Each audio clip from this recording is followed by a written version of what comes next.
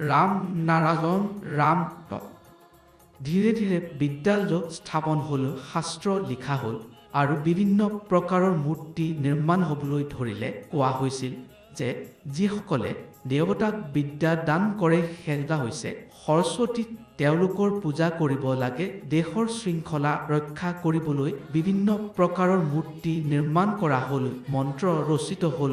এই মূৰ্তিৰ ধ্যান এই বীজ মন্ত্ৰৰ পৰা কৰা হজৰ এই মূৰ্তিৰ ফল হৈছে এই সকলো। কোৱা হৈছিল আজিও সেই নিয়মবোৰ চলি আছে।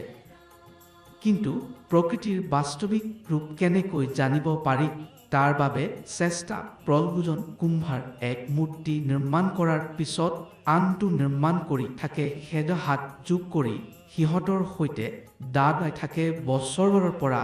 এইটো একে চলি যাজক, কিন্তু বাস্তৱতে কি কৰা উচিত, কি কৰা উচিত, কি লাভ কৰা উচিত, ক'ত যোৱা উচিত, এইবোৰ কৰি চাওক। কিন্তু তাৰ পাছত কি লাভ হ'ব, ক'ত পৰা লাভ হ'ব সেয়া বুজা নাযাজক। জব কৰোঁতে শেষত শিথিলতা আহে। এই ধৰণৰ বহু কথা আছে।